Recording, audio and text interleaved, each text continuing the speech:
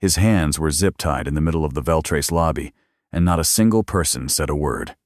Cole Ransom stood in his wrinkled security uniform while 2 members of Internal Affairs flanked him. Employees who had passed him 100 times without looking now stared openly. Garrett kneeled, whispered in Diana Voss's ear. Diana's eyes moved to Cole, cool, settled, already decided. Cole didn't offer anything. He looked back at her, level and unblinking, as though he were the only calm person in the room. There was a folded piece of paper in his breast pocket. No one asked. They looked at the uniform and saw exactly what they expected to see. "Where are you watching this from?" Cole Ransom had been waking at 4:30 in the morning for 11 months, not because his shift demanded it, but because something in him needed the hour before the world got loud. He would make coffee in the dark kitchen, sit at the table for 15 minutes without looking at anything, then dress quietly and pause for a few seconds in the doorway of his daughter's room before leaving. Lily was 7 and slept with both arms thrown wide, her breath slow and even. Cole never went in. He just looked, the same way he looked at most things completely, for a measured amount of time, and then moved on. He drove to the Veltrace distribution center on the east side of Columbus before sunrise, and began his shift the same way every day.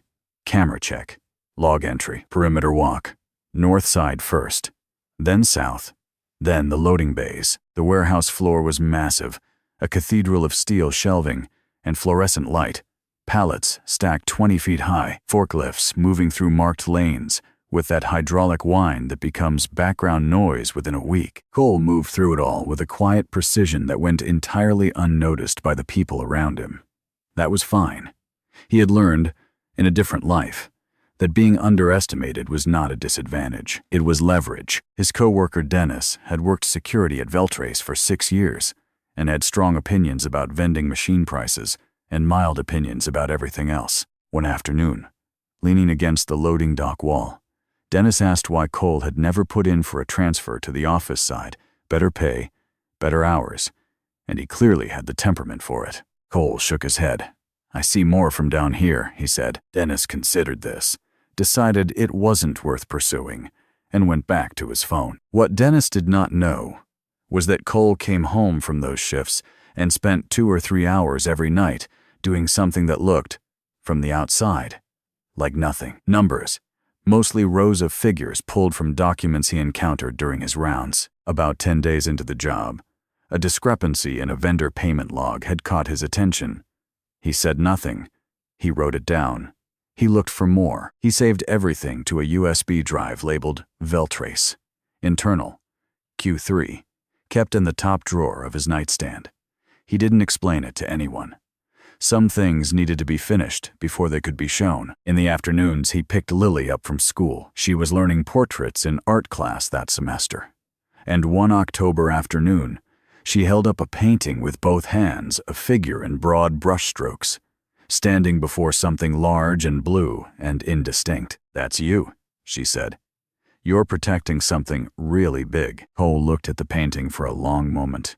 "You've got a good eye, Lilybug." She smiled and got in the car, and Cole folded the painting carefully and tucked it in the door pocket. He drove home through the early evening traffic, said very little, and Lily filled the quiet with a summary of her day that required no particular response, which he had long since learned was fine with him. 3 floors above the warehouse floor, Diana Voss ran Veltrace Group, with the kind of concentrated focus that left little room for anything that wasn't the immediate problem. She was 33 and had taken over as CEO 18 months ago when her father, Edward Voss, stepped down after a cardiac event that complicated into a longer recovery than anyone expected. The board had expressed concerns politely at first, then in the way boards express concerns when they believe they are being charitable by not saying more. Diana had responded by turning the company's third quarter into its best performance in 6 years. She had stopped worrying about the board sometime around November. She called the emergency leadership meeting on a Tuesday morning. The conference room on the 32nd floor had floor-to-ceiling glass on 2 sides and a view of downtown Columbus that most people still found distracting. Diana had stopped seeing it. She stood at the head of the table in her jacket and waited for everyone to be seated before she spoke. The situation was serious. Veltrace had lost a $90 million logistics contract with Okamoto Industrial, a Japanese precision manufacturing firm that had been a client for 4 years because a shipment of components had gone missing between the Cincinnati hub and the port of Baltimore. The shipment had simply failed to arrive. No tracking anomaly, no documented handoff issue, no explanation that held. Okamoto had been waiting 3 weeks and was now communicating through its attorneys. Garrett Neild presented the findings. He was 55, silver-haired, and precise in the way that men who have maintained a particular version of themselves for a long time tend to be precise, every sentence trimmed to exactly what it needed to be, no more. The loss, he said, was due to a routing error in the warehouse management software, compounded by a staffing gap on the overnight processing team. These things happened. Corrective protocols were already in place. There was no concern at the level of financial controls or executive oversight. Around the table, people nodded in the steady rhythm of people who trust the presenter. Diana nodded last, but her right hand, resting on the table, was tapping an irregular beat, one finger, slightly off any discernible rhythm, in a way she was not entirely aware of. On the floor below, Cole was mid-perimeter walk. He passed the glass wall of the conference room and glanced in the way. He glanced at everything briefly, completely. A specific figure in the upper right quadrant of Garrett's presentation slide registered in Cole's mind with the precision of a key turning in a lock. He stopped for exactly 1 second, then continued walking. The number $38,400 matched, to the penny, a figure he had found 6 nights ago in a vendor payment log that should have had no entry under that vendor code. He said nothing and kept walking. Later that afternoon, Diana came around the corner near the elevator bank with a stack of folders under one arm and collided with Cole going the other direction. The folders hit the floor. Cole was crouching before Diana had fully registered what happened, gathering pages, straightening them into correct order as he went. He stood and handed the stack back to her in one clean motion, said nothing, and waited. Diana took the folders. She looked at him, really looked, for the first time in the way you look at someone when a small, unexpected thing cuts through the assumption of invisibility. His face was still. His eyes were attentive in a way most people's in her building were not. She said nothing and walked away. But she noticed. On Thursday morning, an anonymous tip came in through Veltrace's internal compliance line.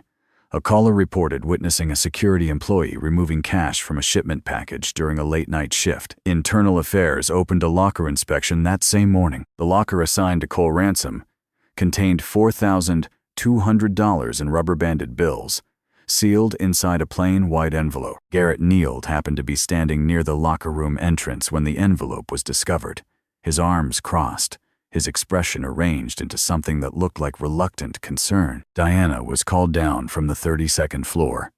The warehouse had approximately 40 people on shift, and most of them found reasons to stop what they were doing. Someone in the back was already recording on their phone. Diana walked through the crowd and stopped in front of Cole, who stood apart from the group, not pulled away, but simply separate, as though he had anticipated the geometry of this moment. His arms were at his sides.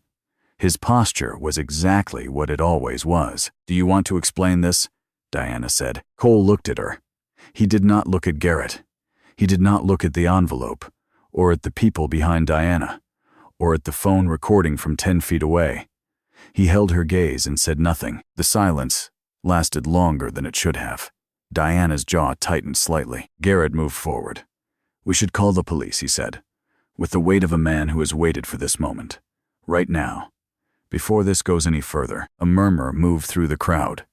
Diana held Cole's eyes for one more second, and something in her, something she could not name, registered that his stillness was not the stillness of guilt. She had confronted 3 people for cause since taking over. They all had a particular quality, a leaning away, a subtle preemptive collapse. Cole leaned nowhere. He stood in it the way a tree stands in wind. But the envelope was real. The cash was real. She was the CEO, and 40 people were watching. She gave the order evenly. Badge surrendered. Access revoked. Escorted off premises. No police call for now, pending internal review. The crowd parted slowly, reluctantly.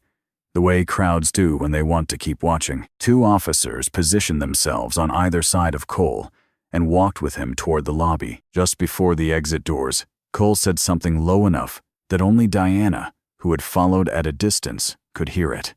He didn't turn around. He said, "I won't be gone long." The doors opened, and he was gone.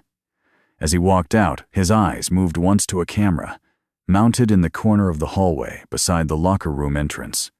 A camera whose position he had quietly adjusted 3 weeks ago under the cover of a routine maintenance check. It had been recording continuously, without anyone else's knowledge, for 72 hours. The following morning, the warehouse management system began failing in ways that cascaded faster than the IT team could track. 3 outbound trucks were dispatched to wrong locations. 1 to a decommissioned facility in Dayton. 1 to an address that turned out to be a parking structure. 1 that lost contact with tracking entirely and wasn't located until mid-afternoon. Then the inventory reconciliation module began generating conflict errors across 6 active pick zones because the software couldn't align what was physically on the shelves with what the database said should be there. The IT team put 4 people on it within the hour and found that their reset attempts were accelerating the problem. Priya Mehta was a logistics coordinator who had worked the Veltrace warehouse for 2 years. She was 26, efficient without requiring acknowledgement for it, and was the only person in the building who had ever had a real conversation with Cole Ransom. He was not unfriendly. He simply didn't spend words on things that didn't need them. Over many months, she had noticed that he tended to see things before other people did. Small things, routes that would slow before they slowed, equipment that needed attention before anyone reported it. She had filed this away without drawing conclusions. She called him from the break room.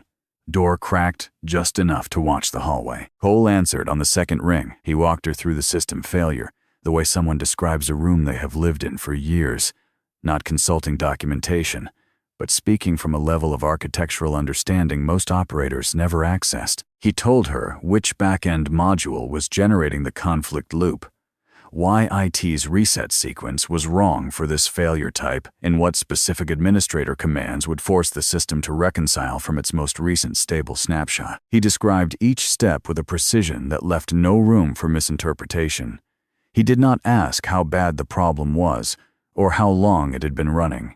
He already knew. Priya executed each step as he described it. The system stabilized in 40 minutes. The trucks were rerouted. The conflict errors cleared. She sat at her terminal after they hung up and looked at the screen and tried to think of a reasonable explanation for how a security guard understood Veltrace's warehouse management architecture better than anyone in the IT department. She could not find one. She went to her supervisor Carol and told him what had happened. Carol looked at her with polite confusion. "He's a security guard," he said. "I know," Priya said. "He hasn't worked here for 3 days." "I know that too," she said, and went back to her desk. The account reached Diana before 5. She dismissed her last meeting early and pulled Cole's personnel file and read it twice. High school diploma, 2 years of community college, undeclared major, no completion. Previous employment: a security firm in Pittsburgh for 2 years, a warehouse operation in Akron for 18 months, and before those, a gap of 3 full years with nothing listed, no technical certifications, no professional credentials of any visible kind. The file read like a portrait painted with most of the colors missing. She had been in corporate leadership long enough to know that a background this thin on a person this capable meant one of 2 things. The person was hiding something, or someone had helped them hide it. She made a call quietly, without Garrett, without explaining to anyone why she was making it, asking an outside firm to run a full background check on Cole Ransom. She said it was routine. It was not routine. It was the first decision she had made in months, without telling Garrett Neild first, and she noted that fact as she set down the phone. The letter from Okamoto Industrial arrived Friday by express courier. Diana read it at her desk at 7 in the morning before the building filled. Veltrace had 48 hours to provide an independent audit, verifying the integrity of its financial and operational systems. If not delivered, Okamoto would initiate breach of contract proceedings and simultaneously release a statement to industry partners and financial press. Estimated combined exposure: $200 million, with a secondary clause referencing possible delisting review. Diana set the letter down and looked at the city for a long time. She had been CEO for 18 months.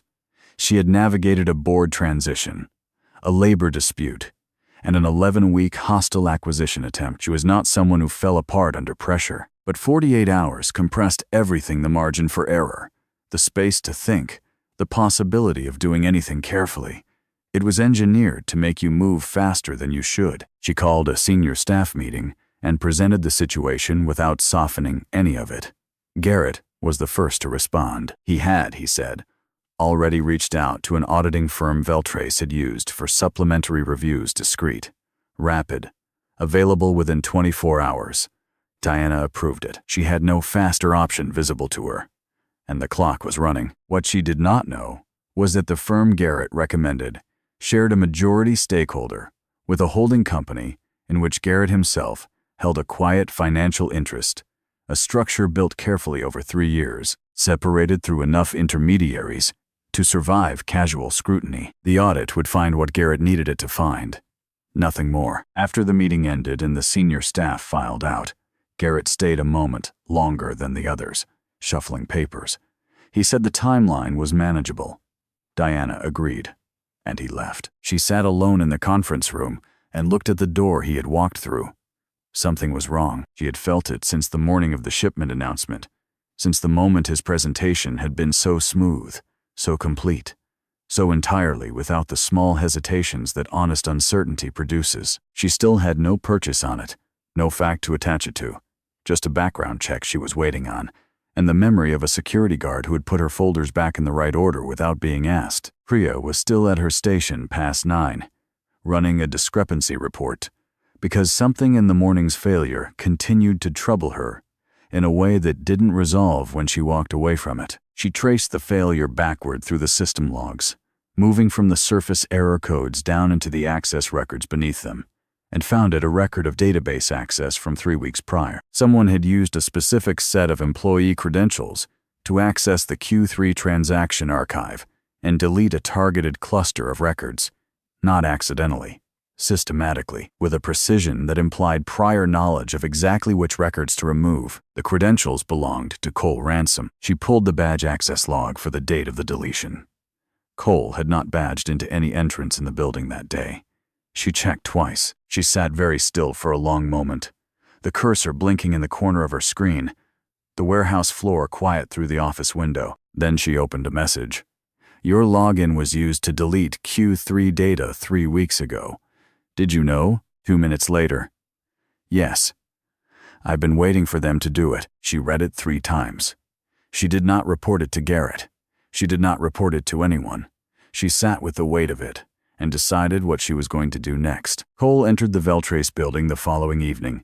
Through the utility access point, at the rear, a door requiring a secondary badge issued to him 6 weeks ago for a maintenance task that everyone except Cole had since forgotten. He moved through the service corridor in his own clothes, quiet and deliberate, and found Priya waiting outside the server room, exactly where he had told her to be. She let him in without a word. He sat at an auxiliary terminal in the back corner, a maintenance interface the primary IT staff rarely touched, logged only to a secondary access register that no one monitored in real time. It was the same terminal he had identified in his second week at Veltrace, during a routine perimeter check that had taken him through the server room for the first time. He had noted it the way he noted everything, completely, without drawing attention to the noting. He inserted the USB drive from his jacket and began running a restoration program. He did not explain what he was doing in the first several minutes, and Priya did not ask. She watched the screens and understood gradually that he was pulling records from an encrypted backup that existed entirely outside Veltrace's standard network architecture. No server on the company's registered infrastructure.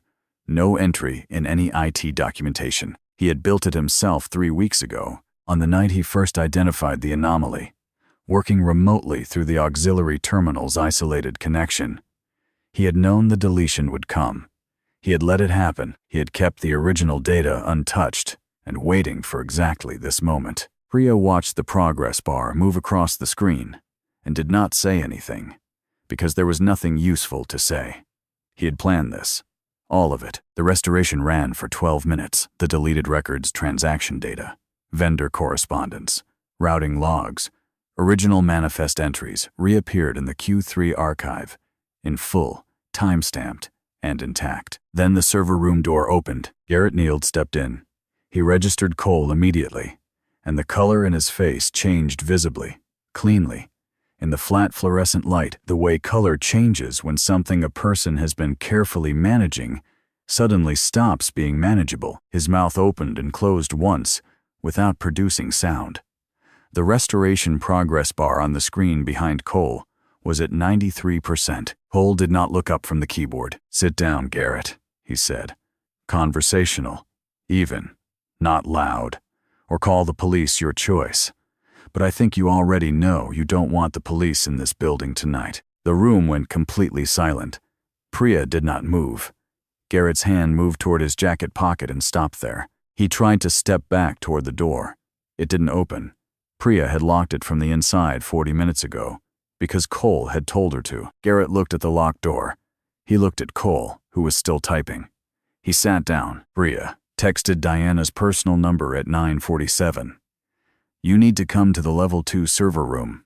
Right now." Diana arrived in 8 minutes. She came through the door and stopped Cole at the terminal. Garrett in the far corner with the posture of a man who has fully understood his situation. Priya standing near the wall with her arms at her sides. Cole turned and looked at Diana for the first time since she had ordered him out of the building. "I need 15 minutes, he said. "After that, whatever you decide." Diana looked at Garrett. He looked at the floor. She looked at Priya, who offered nothing but a level steadiness that read as carefully placed trust. She looked back at Cole. "Talk," she said. He walked her through it without preamble. The way someone lays out a structure they have built slowly and understand completely. Over 31 months, Garrett Neild had moved $7.3 million out of Veltrace through a network of shell vendors companies with legitimate tax IDs, active banking relationships, and invoices for services never rendered. The invoices were individually small enough to clear automated payment thresholds without triggering review. The pattern in full was unmistakable to someone trained to read it. Cole had identified the first anomaly 43 days into his time at Veltrace, a vendor code that appeared on 3 invoices, but matched no registered service provider in the company's procurement system. He had said nothing. He had started mapping the network. Over the following weeks, working from documents he encountered during his rounds and data accessible through the auxiliary terminal, he had traced the structure outward. One shell company connecting to 2 others, each billing for overlapping service categories, each payment routed through a different regional bank before the funds disappeared into a holding structure that Garrett had built years before he came to Veltrace. The pattern wasn't hidden. It was simply too tedious for anyone without a specific reason to look. Cole had a specific reason to look. The vendor structure had been built in layers. The first tier consisted of 3 Delaware-incorporated companies with no physical address and no employees, billing for vague services like logistics consultation and systems integration review, each description ambiguous enough to resist challenge, plausible enough to pass a cursory scan. A second tier of entities handled the actual movement of funds, routing payments through accounts in 2 states. Before the money settled into structures, Garrett controlled, through a family trust, bearing his wife's maiden name. The design was patient and methodical. It was the work of someone who understood exactly how much attention corporate finance departments actually paid to vendor invoices below a certain threshold, and had engineered everything to stay comfortably beneath it. The Okamoto shipment had not been lost. It had been deliberately rerouted through a staging warehouse in northern Kentucky to create a gap in the manifest, a gap that would obscure a bookkeeping entry which, if properly traced, pointed directly to the vendor network. The shipment existed. The confusion had been constructed around it.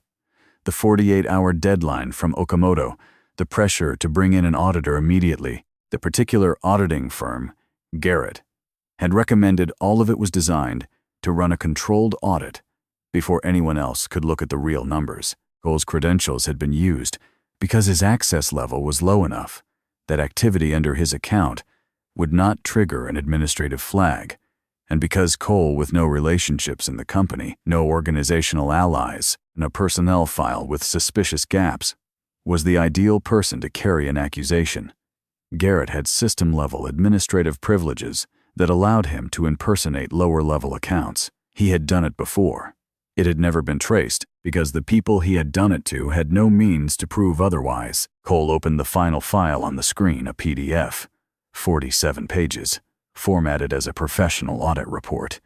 Every line annotated, every transaction cross-referenced to its source document. In the upper right corner of the first page, the seal of the Federal Financial Investigations Bureau.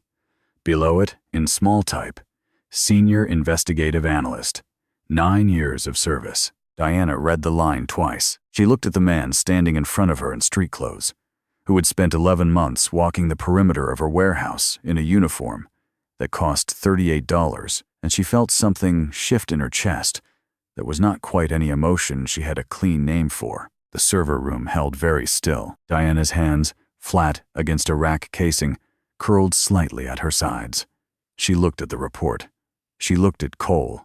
She looked at Garrett, who had stopped looking at anything. Her hands were trembling in a way she did not know until she noticed them. Diana assembled the board in the 32nd floor conference room before 10 that evening.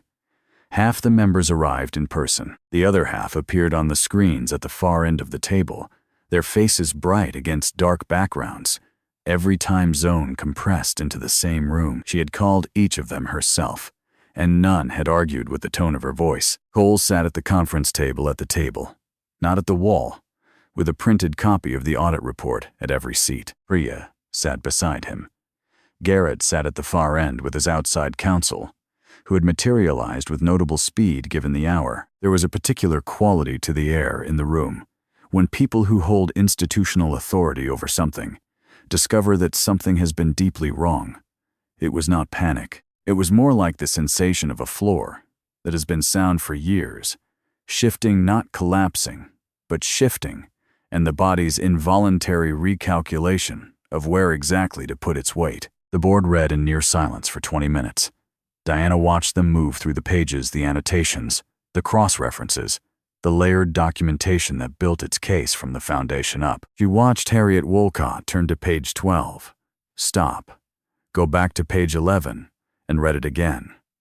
She watched Robert Hale, who had been a CFO himself before moving to the board, work through the vendor structure diagram on page 23 and set his pen down on the table and not pick it up again. She watched the faces of people who had spent years trusting Garrett Neild absorb, page by page, the specific and documented fact that he had been lying to all of them for 31 months. None of them looked at Garrett. They looked at the pages, and then they looked at Cole, and then they looked back at the pages again, making the same calculation Diana had made in the server room earlier that evening, the one that began with, "Who is this man?"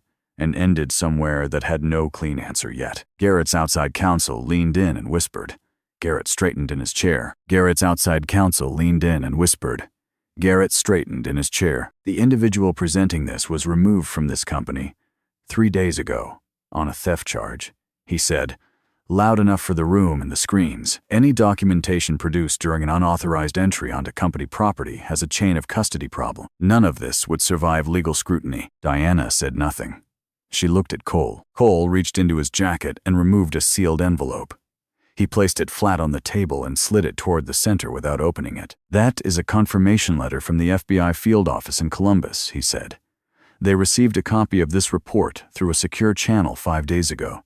The investigation is already formally open. The chain of custody is not a problem. He said it the same way he said most things, without inflection, without theater. The room didn't erupt. It became quieter. That was worse. Harriet Wolcott asked Garrett whether he had anything to add. Garrett was silent for a moment that went past the limit of comfort. Then he looked down the full length of the table at Cole. "Who are you?" he said. Cole did not answer. The board asked Garrett to leave voluntarily while outside counsel verified the documentation. There was a brief pause, the kind that exists when a room full of people arrives at the same understanding, at the same moment, and waits to see who will say it first. Harriet Wolcott said it, in the flat tone of someone who has made difficult decisions for a long time. "Garrett, please step out." Garrett stood. His legs were not entirely steady. He walked to the door, met there by two members of the company's external legal team. He did not look at Diana. He did not look at Cole. He walked through the door. After the screens went dark and the room cleared, Diana stayed. Cole stayed. Priya said goodnight and let herself out, closing the door quietly. The conference room was very still. The city beyond the glass had settled into its late-night rhythm, less traffic, more light, everything at a slight remove from the urgency that had filled the day. Diana sat at the table and looked at nothing particular for a moment. "Why are you actually here?" she said. "In this building, in that uniform." Cole was quiet long enough that she thought he might not answer directly. "Your father," he said finally. "When he was still running this company, I was being investigated by the Bureau for something I didn't do. Someone inside my own division built the case against me carefully.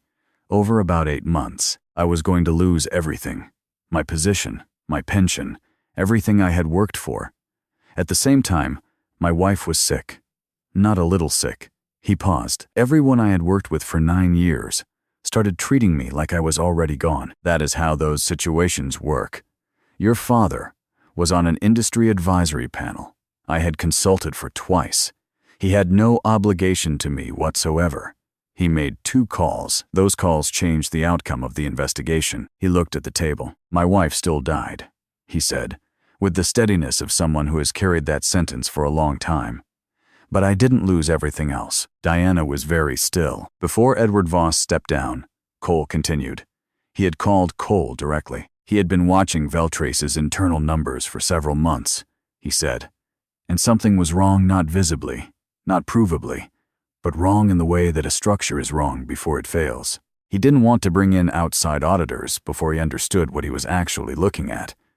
He asked Cole to come in quietly, from the ground level, in a role that gave him access without visibility. He didn't tell Diana because he intended to hand her a resolution, not an ongoing threat.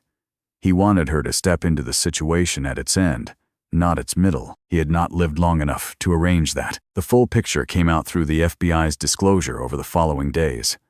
Garrett had not only been diverting funds, he had been selling Veltrace's routing intelligence to a direct competitor. The data he passed allowed that competitor to undercut Veltrace's bids with precision that had seemed, at the time, like sharper market instincts. 2 years of lost contracts, attributed to competition, were in fact theft. The Okamoto rerouting had been designed specifically to obscure a payment connected to the competitor's CFO. When the forensic accountants finished their calculations, the full exposure came in just under $22 million. Federal agents arrived at the building at 11 that night. Garrett was walked through the main lobby empty by then, except for the overnight cleaning crew, 2 of whom set down what they were doing and watched in silence until the door closed behind him. Diana stood in the hallway outside the executive suite and watched through the glass until the lobby doors closed behind Garrett and the 2 agents who had come for him. She was tired in the way that accumulates when you spend months trusting someone who does not deserve it, making reasonable decisions based on information that was never complete, and having no way to know that yet. Cole appeared in the hallway beside her without being asked. They stood in silence for a moment, the building quiet around them, the overnight shift just beginning somewhere below. "How long were you planning to stay in that uniform?" she said. "Until it was finished," he said. She looked at him. "I don't know whether to be angry at you or not." "That's a reasonable place to be," he said, and meant it. She went back into her office. He left through the lobby. A week passed. Veltrace steadied. The Okamoto relationship was repaired through full disclosure. A legal team Diana retained within 48 hours of the arrest, and an independent audit, a real one, through a firm with no connection to anyone in this story that confirmed and documented everything Cole's report had already established. Okamoto accepted the findings. The contract was reinstated. The stock recovered most of its drop within the week. Diana signed the reinstatement document herself and added one handwritten line.